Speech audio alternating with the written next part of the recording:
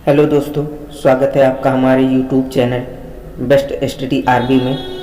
आज हम लोग पर्यावरण के 30 महत्वपूर्ण प्रश्नों को पढ़ेंगे। तो चलिए हम लोग वीडियो को शुरू करते हैं। वीडियो को शुरू करने से पहले आप लोग वीडियो को लाइक कर दीजिए और सब्सक्राइब नहीं किए हैं तो चैनल को सब्सक्राइब कर लीजिए। तो चलिए हम लोग वीडियो को शुरू करते हैं। पहला क्वेश्चन है हमारा, पर्यावरण किन दो शब्दों से मिलकर बना है? पर्यावरण किन दो शब्दों से मिलकर बना है? तो हमारा हो जाएगा परिधन आवरण, ऑप्शन बी।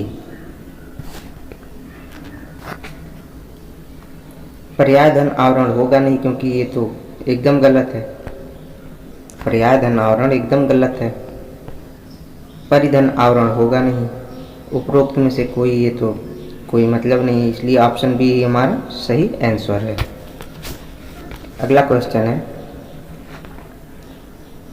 पर्यावरण व पारिस्थितिकी का जैविक घटक किसे कहा जाता है? पर्यावरण व पारिस्थितिकी का जैविक घटक क्या है या किसे कहा जाता है? तो पहला ऑप्शन है हमारा मृदा, दूसरा है जल, तीसरा है वायु, चौथा है वनस्पति। तो इसमें से सही आंसर हमारा क्या हो जाएगा? वनस्पति। वनस्पतियों को जो है पर्यावरण का पारिस्थितिकी या जैविक घटक कहा जाता है। अगला क्वेश्चन है, पर्यावरण का पारिस्थितिकी का भौतिक घटक क्या है? पर्यावरण एवं पारिस्थितिकी का भौतिक घटक किसे कहते हैं? तो इसमें आपका पहला ऑप्शन है जंतु, दूसरा दिया है वनस्पति, तीसरा दिया है प्रवाहित जल और चौथा दिया है पारिस्थितिकी। तो सही ऑप्शन क्या हो जाएगा हमारा? ऑप्शन सी, प्रवाहित जल। प्रवाहित जल को जो है भौतिक घटक कहा गया है। अगला क्वेश्चन है, जीव तथा पर्यावरण के पारस्परिक संबंध का अध्ययन कहलाता है? जीव तथा पर्यावरण के पारस्परिक संबंधों का अध्ययन क्या कहलाता है? तो पहला ऑप्शन है जीव विज्ञान, दूसरा ऑप्शन है जैव भूगोल, तीसरा है भौतिकी और चौथा है पारिस्थितिकी। तो सही ऑप्शन क्या हो जाएगा हमारा? ऑप्शन डी, पारिस्थितिकी। अगला है, इकोलॉजी पारिस्थितिकी शब्द का सर्वप्रथम प्रयोग किसने किया? इकोलॉजी पारिस्थितिकी शब्द का सर्वप्रथम प्रयोग किसने किया? पहला है ओडम ने, दूसरा है ट्रांसलेट, तीसरा है टेलर और चौथा है डार्विन। तो इसमें सही कौन सा हो जाएगा? ऑप्शन बी, ट्रांसले, एजी ट्रांसले।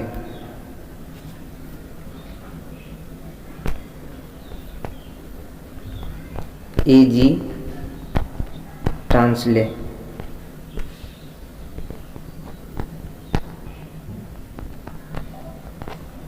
ये हमारा सही हो जाएगा, ऑप्शन बी। अगला है, वन के पारिस्थितिकी तंत्र में कवक को किस समूह में सम्मिलित किया जाता है? वन के पारिस्थितिकी तंत्र में कवक को किस समूह में सम्मिलित किया जाता है? पहला उत्पादक, दूसरा उपभोक्ता, तीसरा द्वितीयक उपभोक्ता, चौथा अपघटनकर्ता। तो इसमें से सही ऑप्शन क्या हो जाएगा? ऑप्शन डी,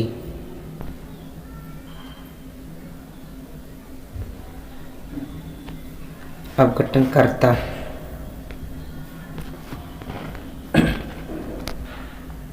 जलवायु परिवर्तन से सर्वाधिक प्रभावित होने वाले देशों की सहायतार्थ किसे बनाया गया है?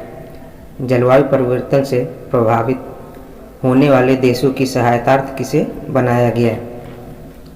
पहला ऑप्शन दिया है ग्रीन क्लाइमेट फंड, दूसरा है क्लाइमेट रिफिल फंड, तीसरा है ग्रीन बैंक, चौथा है वर्ल्ड ग्रीन बैंक। तो हमारा सही ऑप्शन क्या हो जाएगा? Green climate fund, option A. अगला है, वनों को नष्ट करने का कुप्रभाव क्या पड़ता है? वनों को नष्ट करने का कुप्रभाव क्या पड़ता है? तो पहला ऑप्शन है मृदा अपरदन, दूसरा है खरपतवार नियंत्रण पर, तीसरा है सूर्य के प्रकाश पर, चौथा है चारागाहों की वृद्धि पर। तो सही ऑप्शन क्या हो जाएगा हमारा? मृदा अपरदन पर। वृक्षों को काटने से या नष्ट करने से मृदा अपरदन अधिक होता है। अगला है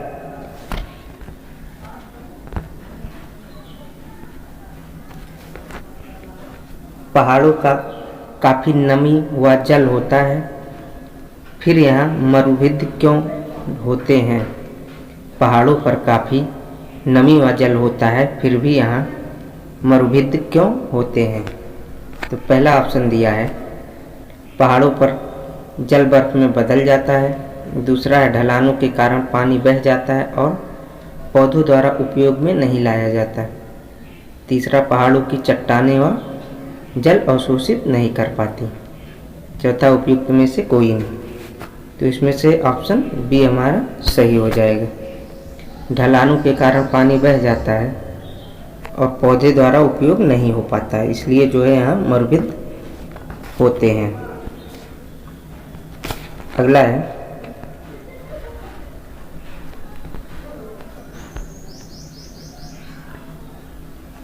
प्राकृतिक पारिस्थितिकी तंत्र का उदाहरण क्या है?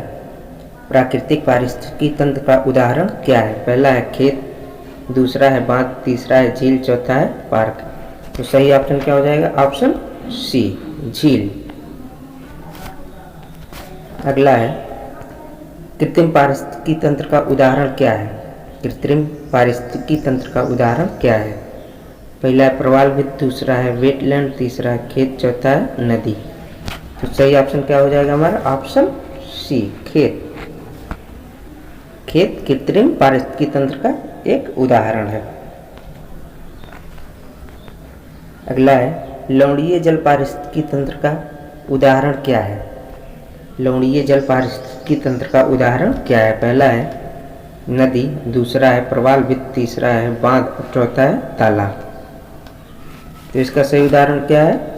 ऑप्शन बी, प्रवालभित, क्योंकि इसमें नदी है नहीं, तालाब भी नहीं है, इसमें बांध भी नहीं है, तो इसलिए ये हमारा प्रवालभित सही है। अगला है स्वच्छ जल पारिस्थितिकी तंत्र का उदाहरण क्या है? स्वच्छ जल पारिस्थितिकी तंत्र का उदाहरण क्या है? पहला है समुद्र तट और दूसरा है खाड़ी, तीसरा है आपका एस्चुरी, चौथा है तालाब। तो इसमें से सही ऑप्शन क्या है हमारा? ऑप्शन बी, तालाब। स्वच्छ जल पारिस्थितिकी तंत्र का उदाहरण क्या है? तालाब। अगला है पारिस्थितिकी तंत्र के जैविक व अजैविक घटकों को कौन जोड़ते हैं? पारिस्थितिकी तंत्र के जैविक व अजैविक घटकों को कौन जोड़ते हैं? पहला उत्पादक, दूसरा कार्बनिक पदार्थ, तीसरा अकार्बनिक पदार्थ, चौथा उपभोक्ता। हमारा सही ऑप्शन क्या हो जाएगा? अकार्बनिक पदार्थ। अकार्बनिक पदार्थों द्वारा पारिस्थितिकी तंत्र के जैविक व अजैविक घटक जुड़ते हैं। अगला है मृदा अपरदन को किससे बचाया जा सकता है? मृदा अपरदन को किससे बचाया जा सकता है? पहला है पशुओं को अत्यधिक चराकर, दूसरा है वनस्पति के कटाव द्वारा, तीसरा है वन रोपण द्वारा, चौथा है पक्षियों की संख्या बढ़ाकर। तो सही ऑप्शन हो जाएगा वृक्षारोपण द्वारा या वन रोपण द्वारा मृदा अपरदन को बचाया जा सकता है। अगला है एक पारिस्थितिकी तंत्र में उत्पादकों एवं उपभोक्ताओं की संख्या को कौन निश्चित करते हैं? एक पारिस्थितिकी तंत्र में उत्पादकों एवं उपभोक्ताओं की संख्या को कौन निश्चित करते हैं? पहला है जलवायु संबंधी कारक, दूसरा है धरातलीय कारक, तीसरा है जैविक कारक, चौथा है मृदा कारक। तो सही ऑप्शन इसमें से हमारा क्या हो जाएगा? जलवायु संबंधी कारक, ऑप्शन ए। पारिस्थितिकी तंत्र के पादपों एवं प्राणियों के पारस्परिक संबंध का आधार क्या है? पारिस्थितिकी तंत्र के पादपों एवं प्राणियों के पारस्परिक संबंध का आधार क्या है? पहला है उत्पादक, दूसरा है पोषण संबंध, तीसरा है ऊर्जा प्रवाह, चौथा है अपघटक। तो इसमें से हमारा सही क्या हो जाएगा? ऑप्शन बी, पोषण संबंध। अगला है प्रकाशीय ऊर्जा को रासायनिक ऊर्जा में कौन बदलते हैं? प्रकाशीय ऊर्जा को रासायनिक ऊर्जा में कौन बदलते हैं? पहला है सूक्ष्म जीवाणु, दूसरा है अपघटक, तीसरा है द्वितीयक उपभोक्ता, चौथा है हरे पादप। सूक्ष्म जीवाणु नहीं होगा, अपघटक नहीं होगा, द्वितीयक उपभोक्ता नहीं होगा, हरे पादप ही सही है, ऑप्शन डी। अगला है पारिस्थितिकी तंत्र के स्वपोषी घटक कौन होते हैं? पारिस्थितिकी तंत्र के स्वपोषी घटक कौन होते हैं? सूक्ष्म जीवाणु, परभक्षी, पादप, मृतक जीव। तो सही ऑप्शन हमारा हो जाएगा ऑप्शन सी, पादप। अगला है हरे पौधों को पारिस्थितिकी में क्या कहते हैं? हरे पौधों को पारिस्थितिकी में क्या कहते हैं? पहला है संप्रेषक, दूसरा उत्पादक, तीसरा उपभोक्ता, चौथा परावर्तक। तो क्या हो जाए उत्पादक।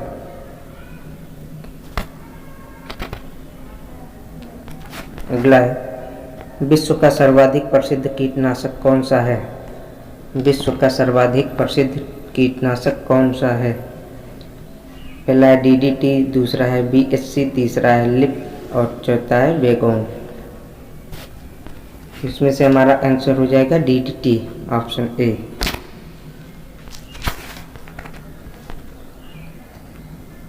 मरुस्थली भवन किससे होता है? मरुस्थली भवन किससे होता है? पहला है वनों को उखाड़ने के कारण, दूसरा है जल की वजह से होने वाले मृदा अपरदन के कारण, तीसरा है वायु की वजह से होने वाले मृदा अपरदन के कारण, चौथा है बहुत उच्च तापमान एवं कम वर्षा के कारण। इसमें हमारा सही हो जाए ऑप्शन डी, बहुत उच्च तापमान एवं कम वर्षा के कारण मरुस्थली भवन होते हैं।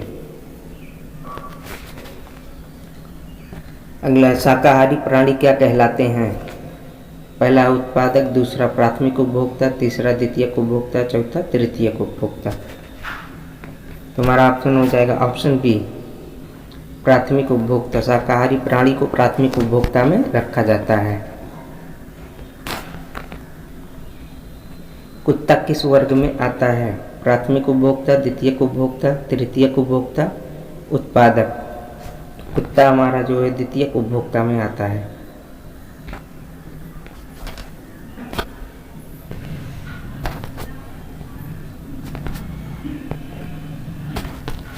अगला है सर्वाहारी जंतु किस वर्ग में आते हैं? सर्वाहारी जंतु किस वर्ग में आते हैं?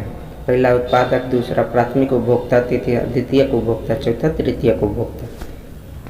तो सर्वाहारी जंतु द्वितीयक उपभोक्ता में आते हैं, ऑप्शन सी।